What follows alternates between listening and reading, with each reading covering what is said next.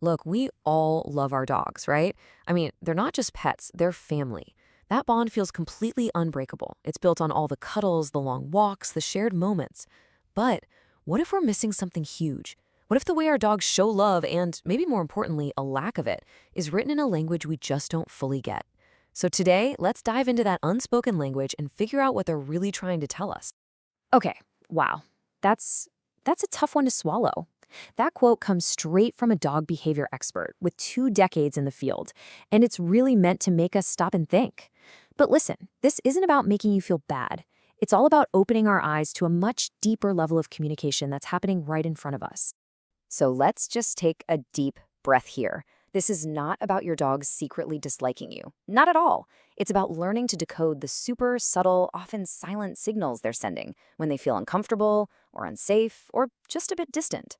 Once we learn their language, we can take our relationship from what might be one-sided affection to a true two-way bond. All right, so our first stop is a really fascinating one. Understanding what our dogs are saying when they aren't making a single sound.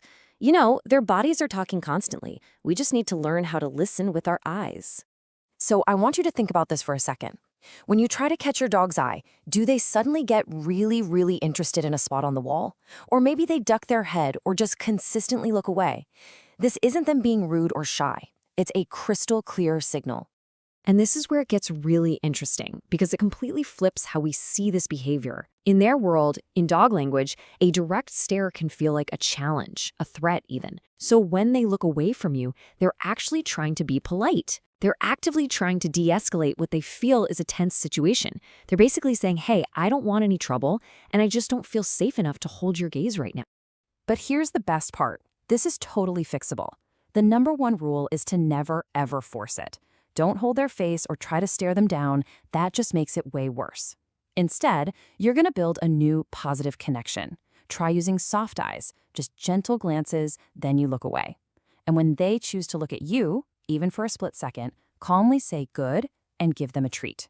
You'll turn eye contact from a threat into a treat. Okay, get ready for this next one, because this is a mind blower for a lot of people. We've all been taught wagging tail equals a happy dog, right? Well, not so fast. Believe it or not, studies show the direction of the wag is like a secret code. A wag that's happening more on their right side, that's all good vibes, happiness, excitement. But a wag that's biased more to the left, that's a huge sign of anxiety, uncertainty, and negative feelings. It's a tiny detail that can tell you everything in an instant.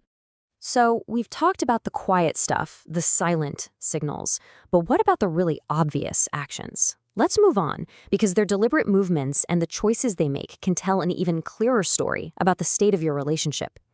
Ugh, this next one. This one can really hurt. You walk into the living room and your dog just gets up and leaves. You sit down next to them on the couch and suddenly they have urgent business in the other room. Does that sound familiar? I'm telling you, it is not a coincidence. Your dog is literally voting with their feet. They are using physical distance as a coping mechanism to get away from something that makes them uncomfortable. You. It's a deliberate choice. And listen, it's super important to say, if this is a new thing, a sudden change in behavior, your first stop, no exceptions, is the vet. You have to rule out pain or any health issues first. So what's the fix? Well, you've got to flip the script. You have to reverse the chase. The next time they leave, don't follow them. Don't call their name. Just let them go. Instead, you go to another room and create a little intrigue. Crinkle a treat bag, get out a favorite toy. You become a magnet for fun, and you let their own curiosity bring them back to you. They get to choose to come back, and that changes everything. And that whole idea of letting them choose, that brings us to a huge concept, consent. This even applies to something as simple as petting. Instead of just reaching out and petting your dog whenever you want, try this. Offer your hand and just wait. Let them close the distance. Pet for just a few seconds, then pull your hand away. If they nudge you or lean in for more, great. If not, you respect that. Giving them this choice, this control, builds trust faster than almost anything else you can do.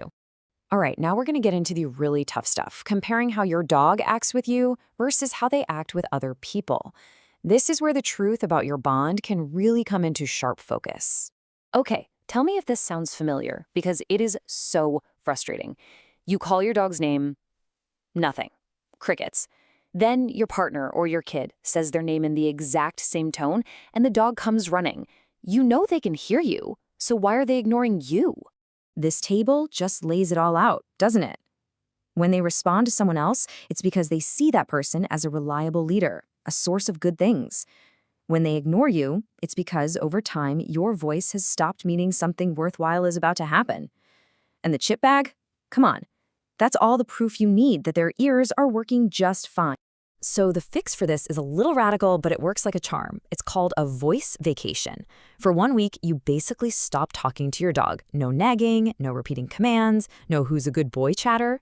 The only time they hear your voice is right before something amazing happens, like you're about to put their food down or grab the leash for a walk. You're completely rewiring their brain to make your voice valuable again. And this is really the turning point, the big aha moment of all of this. Your dog isn't doing these things to be stubborn or to spite you. They're not being bad. These behaviors are just symptoms of a much deeper issue, a fundamental lack of trust and a feeling of being unsafe in the relationship. And the good news is that is something we can absolutely fix. Okay, so that brings us to our final and honestly most important section. We've gone through the problems, now let's focus completely on the solutions. How do you actively rebuild that connection and become the person your dog wants to be around? I absolutely love this quote from the source material. It's just so powerful and so empowering. It's not a lost cause. Your dog is right there, waiting for you, to give them a reason to trust you again. You just have to decide to be that reason. So how do you actually do it? It really boils down to these 3 things. First, for a while, you become the gatekeeper of everything amazing. Food, treats, walks, you name it. Second, you prove you're listening. When they give you a signal, like that left-sided tail wag or moving away, you give them space, instantly. And third, you build everything on a foundation of patience and consent, letting them choose to interact with you. It's all about building them up, not breaking them. So, as we wrap this up, the real question isn't about your dog anymore, it's about you. After hearing all this, what's the one small change you can make today, right now? Are you going to try the voice vacation, practice consent-based petting, or maybe just start paying closer attention to which way that tail is wagging? The path to a better, stronger bond starts with just one step, with trying to see the world a little more like they do.